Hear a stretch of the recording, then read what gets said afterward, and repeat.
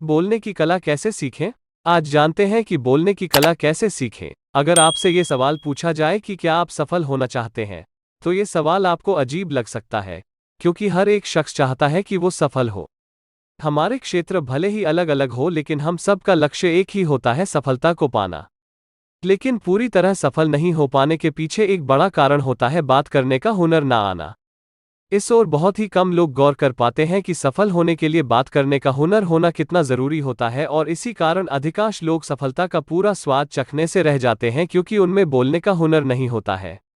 जिस व्यक्ति में बोलने की कला होती है, वो दुनिया के सामने अपनी बात को प्रभावी तरीके से पेश कर पाता है, और उसका प्रभाव इतना गहरा होता है कि दुनिया से उसे मनमाफिक परिणाम भी मिलने लगते हैं।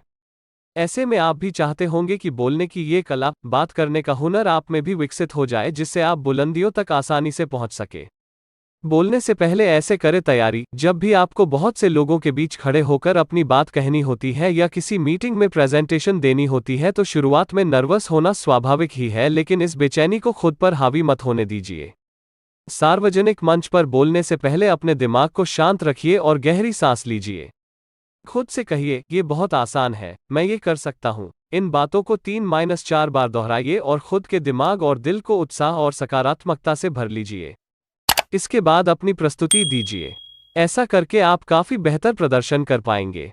बोलने से पहले सुनना जरूरी है। किसी मीटिंग के दौरान अगर आपका ध्यान सामने वाले व्यक्ति की बातों पर नहीं होगा, तो ऐसे में ना तो आप उससे कोई सवाल कर पाएंगे और ना ही पूछे गए किसी सवाल का सही जवाब दे पाएंगे।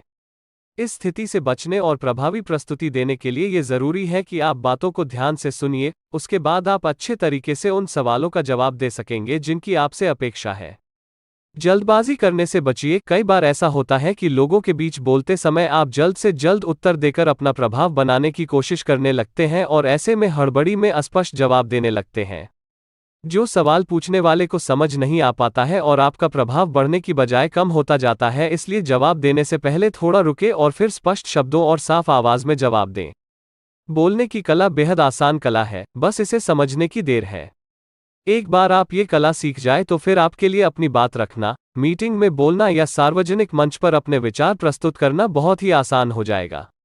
अगर आप भी चाहते हैं कि आप इस कला में माहिर हो जाए, तो अभी से इन छोटी छोटी बातों का अभ्यास करना शुरू कर दीजिए, और ऐसा करने पर आप पाएंगे कि कुछ ही दिनों में आपने अपनी इस कला के जरिए सफलता तक पहुंचने का रास्ता बना ही लिया है।